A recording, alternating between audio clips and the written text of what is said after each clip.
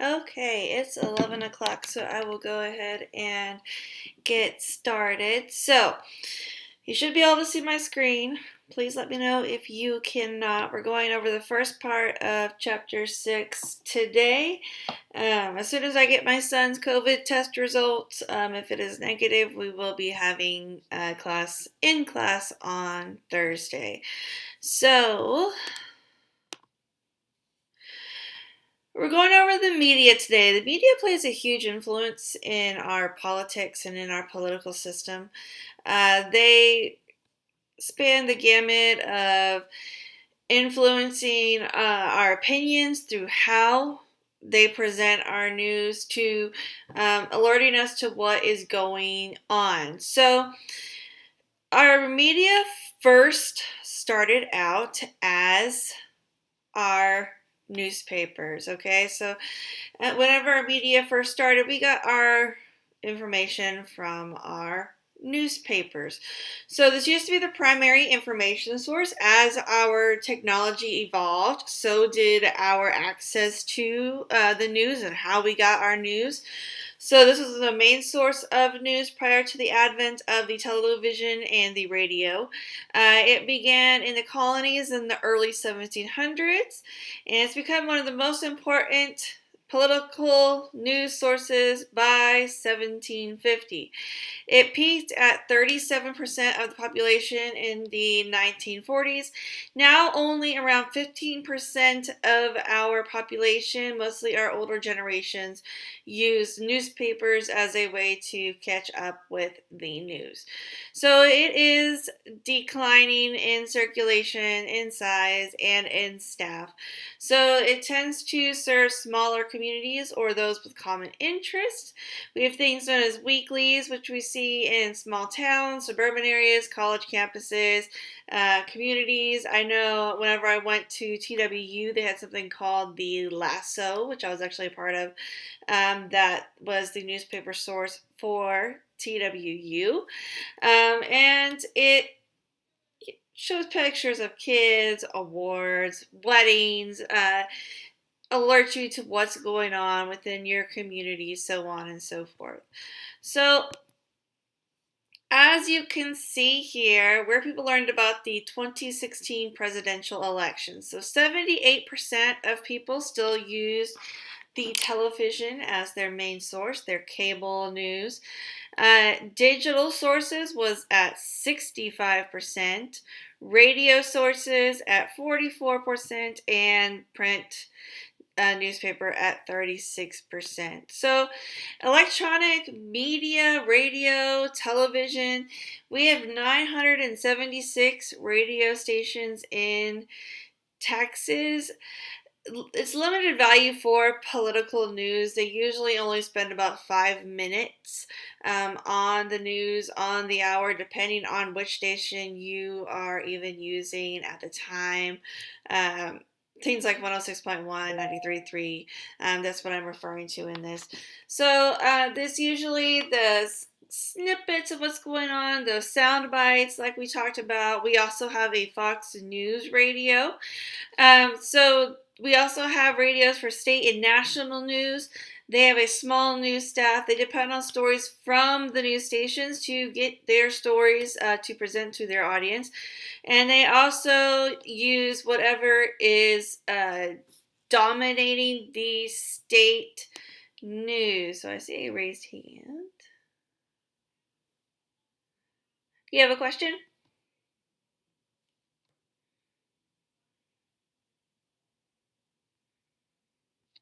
Accidentally hit that, my bad. Oh, no, you're fine. So rise of talk radio. So a lot of our news also comes from things like talk radio. That is things like Rush Limbaugh. That's the most listened to talk show host in the United States. Sean Hannity. Some consider him more influential because he's connected to President Trump. And NPR is one of the most known radio talk shows that I know a lot of my students have been very familiar with NPR. So, radio and television continued. So, least used TV formats. My apologies. So, local news is one of our most used stations. I know I myself, I'm connected to WFAA. I have an app on my phone that gives me all of the latest news headlines of what's going on.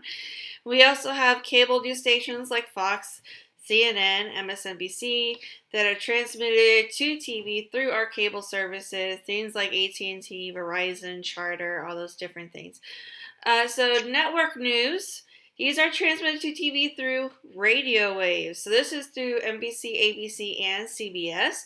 We also have political talk shows through people like Stephen Colbert, The Colbert Report, Trevor Noah, and we also have late night comedy shows like Saturday Night Live. They were doing a lot of skits on the presidential election. I remember back in 2016 between Hillary and Trump. There was a lot going on with that. They did a lot of skits with that. So this should be a review of what the common functions of our news is. So one is our news media operates as gatekeepers. Their reporting is shaped by the needs of our news organizations. Their main goal usually is to attract an audience. They meet people's information needs, but they also attract their audiences through playing to their partisan bias. So Fox News usually plays towards the Republicans. The CNN, MSNBC, they're usually trying to attract the Democrats. And they're feeding their desire to be entertained through something that we'll talk about known as soft news and yellow journalism. So our news media, our press, have traditionally performed three functions: the signaling, common carrier, and watchdog functions. So our signaling function, remember, this is alerting the people to important developments as soon as they happen. So this is whenever we hear about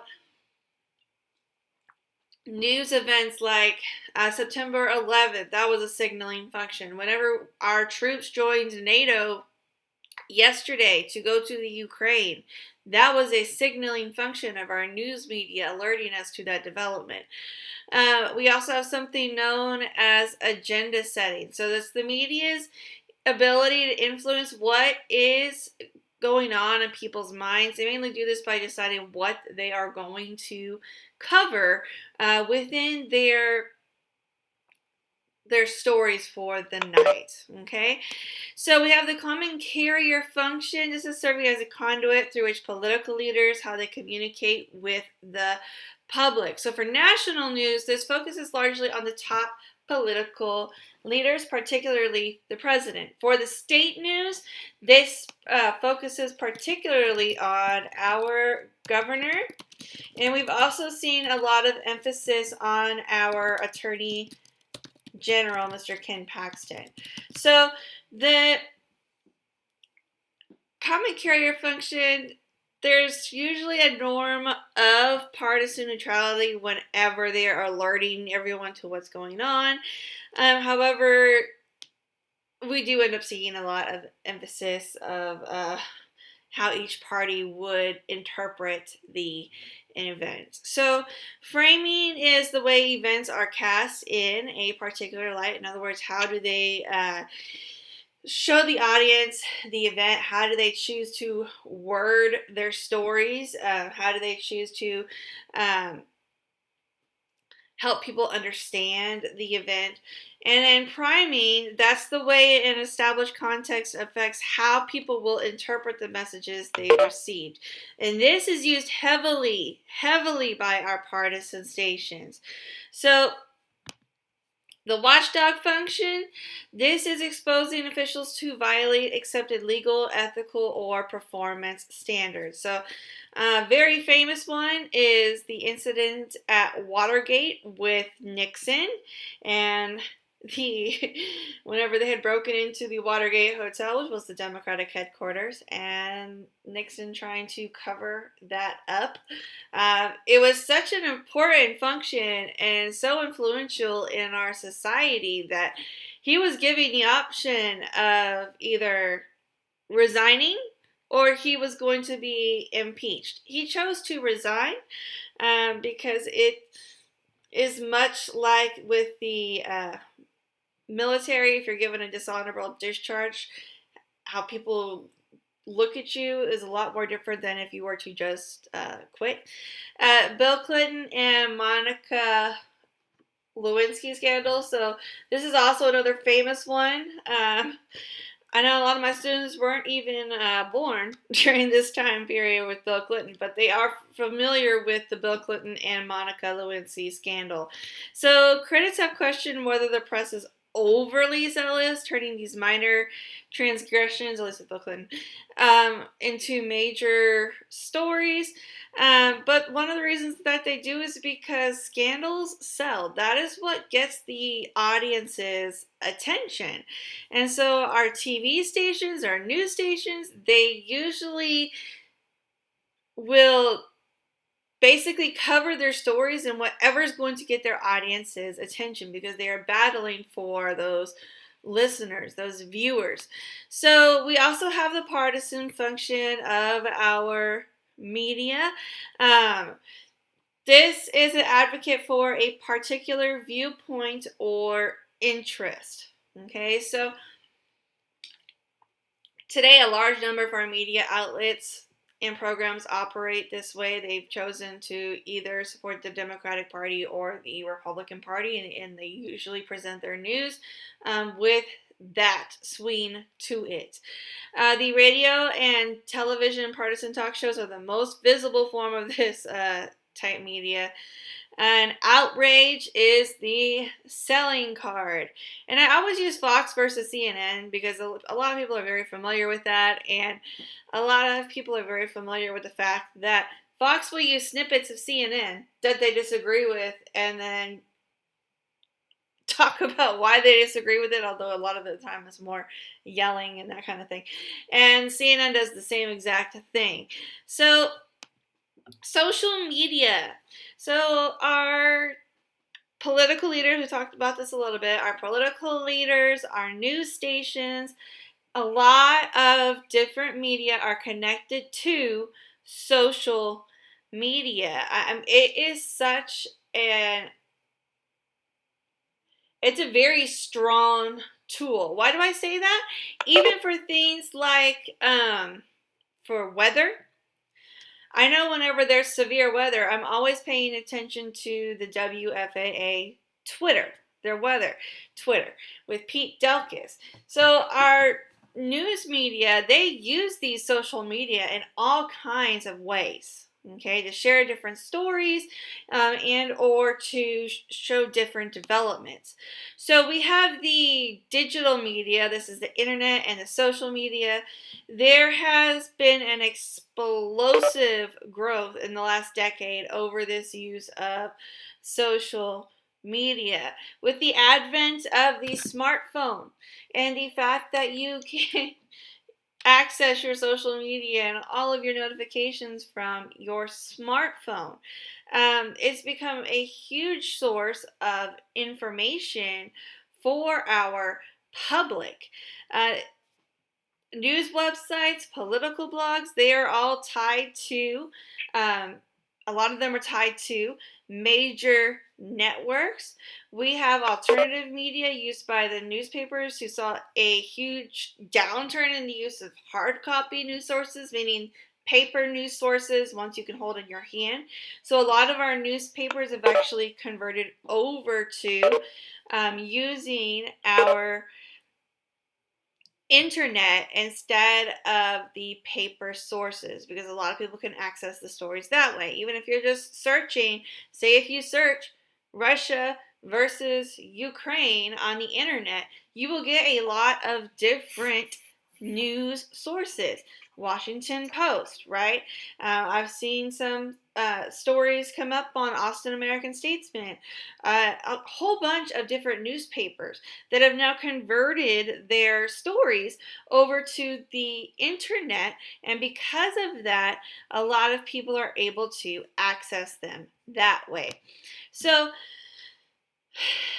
our source of news, what do we pay attention to?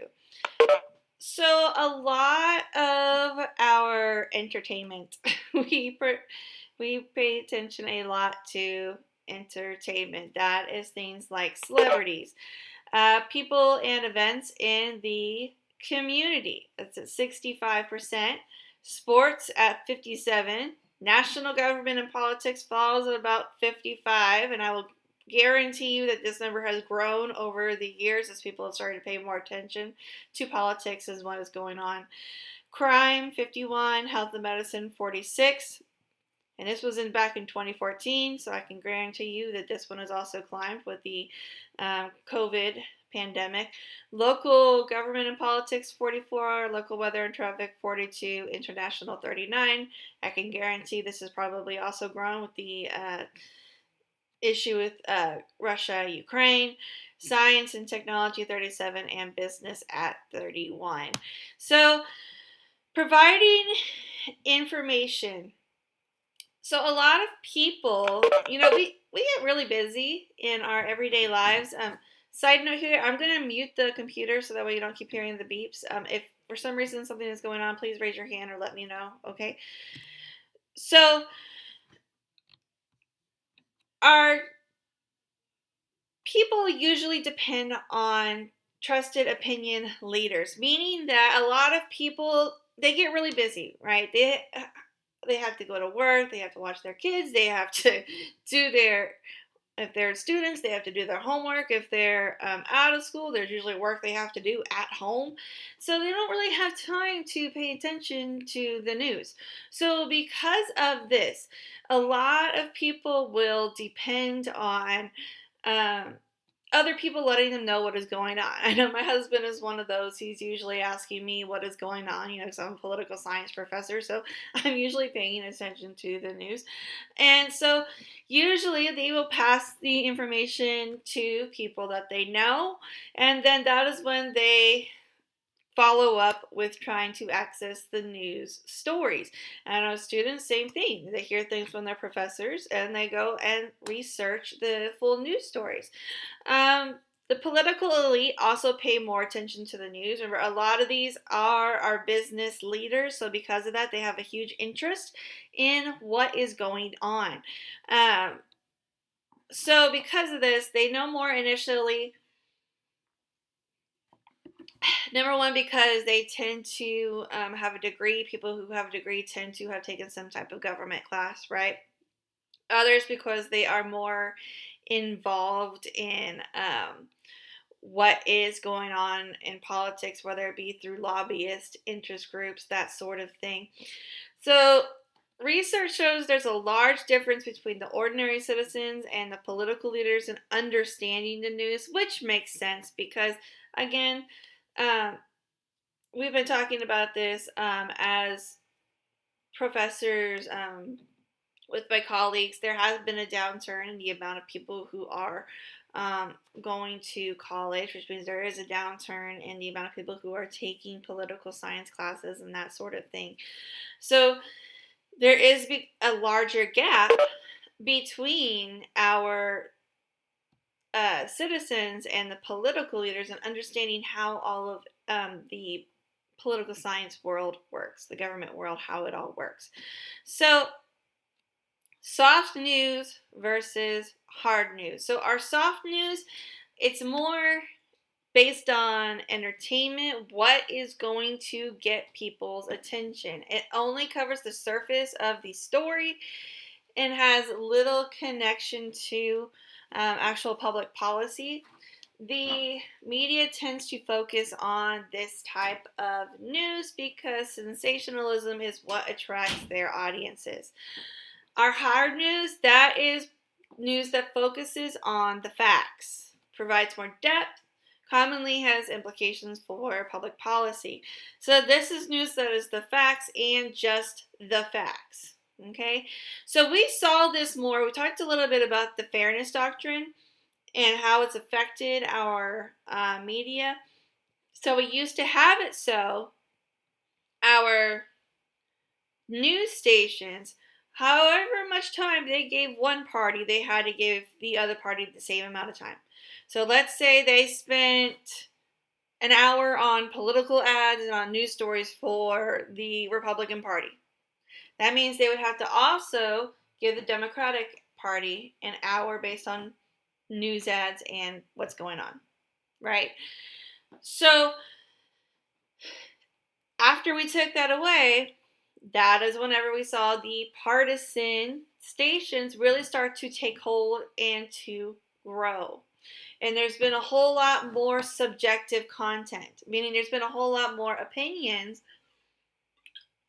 inserted into our news stories. So, because of that, people either have to watch Fox and watch CNN and then try and make their own middle ground of what is going on, right? Because both stations are very partisan.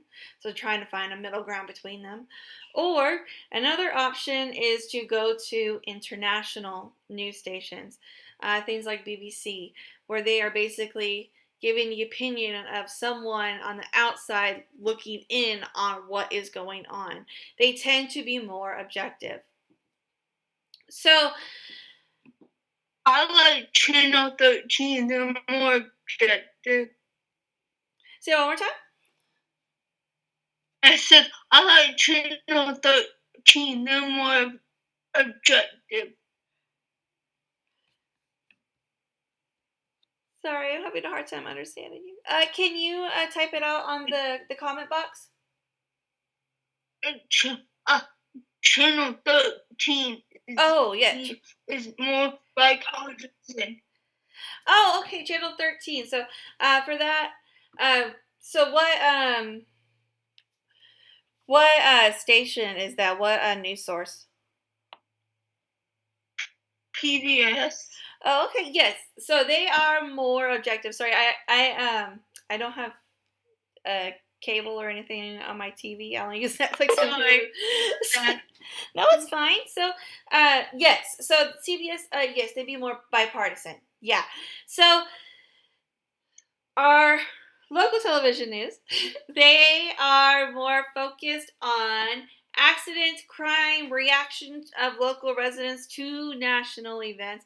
Basically, just like within our parties, just like within our government, there is a basic system of federalism, built into our news stations, meaning that we have our national news stations, we have state news stations, we also have our local news stations.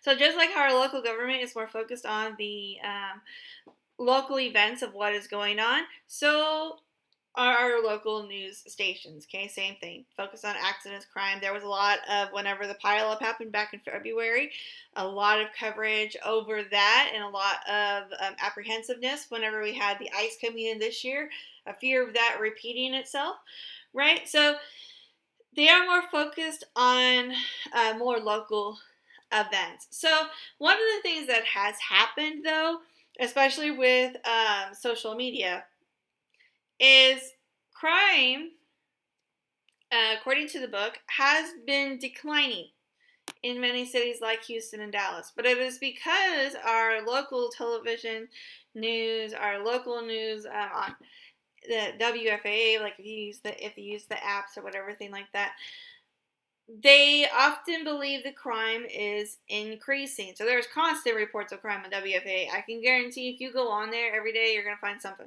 Okay, so it makes it look like the crime has been actually increasing when it has been decreasing, according to the book. So followers of talk radio, one of the most ideological cable television networks, Fox or MSNBC, these are soft news, and they develop more political knowledge, but with that, we also see incomplete versions of reality.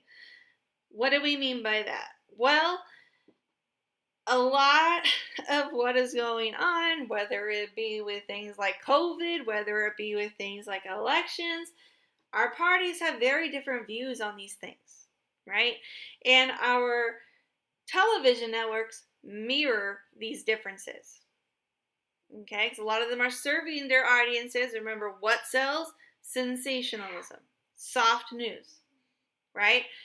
So they have a huge swing. They have a huge subjective, opinionated view of what is going on. And because of that, a lot of their viewers tend to do the same thing. You'll notice that people's opinions on vaccines, on masks, on a lot of other different things mirror what is being said on these news stations. Okay? So, this is the reason why it is so important for you to try to find either something that is very objective, meaning fact based, which you can usually only find with international type news stations, or you watch both and try to come up with the middle ground of what is actually going on. Okay, it's kind of like where you're watching a fight between two people, and you get one story and it's completely different from the other person's story. So you try to make sense of what is going on by forming a middle ground. It's the same thing, same concept. So last slide of today. So maintaining democracy, the partisan past. So soft news, yellow journalism, this developed during the Spanish-American War. Okay, this is around 1898. This is under President Theodore Roosevelt. So what was going on during that time? Cuba was fighting for their independence from Spain. And the U.S. was basically trying to stay out of it at this time as much as possible. But one of their naval ships, the USS Maine, was sunk. Okay? There were civilians, regular people, on this ship. And so because of that, people got very angry. Okay? And even though the actual reason, as in who actually sunk the ship, is unknown, they blamed it on the Spanish. And they sensationalized it. They used it as part of their propaganda. And a lot of people became very gung-ho about the war. Okay? So, our journalists, our government discovered, hey, we got a really good source of a really good tool here. Okay, people pay attention whenever we use this type of journalism. And so that is why you see it so much in use today, especially with getting rid of that fairness doctrine. So, professionalism and democracy. So, in order to get an accurate news story, it must be objective, meaning there is no opinions in it. This is facts and just the facts. Neutral, accurate. It cannot be based on partisanship, meaning it cannot be based on parties, their ideology, whether they're liberal or conservative, or their economic interests. Whether they're fighting for big business, they're fighting for middle class, the lower socioeconomic class, what have you. Okay? So, advocacy, the Texas Observer. So, advocacy journalists, they strive for accuracy, presenting both sides well. Okay, so they reject objectivity, but they also present both sides of the argument. Okay, so this is more like that journalism under the fairness doctrine, giving each side equal say, equal time. National news media is now more adversarial. So the reporting features opposition and a combative style. It's also called attack journalism. It's not practiced in Texas at the state level as much right now. Okay, but this is likely to change. Remember how we've been talking about how the demographics have changed, the parties have, and the amount of each party has changed within the state of Texas. So we are more likely to start seeing this within the state of Texas. So it will most likely increase over time.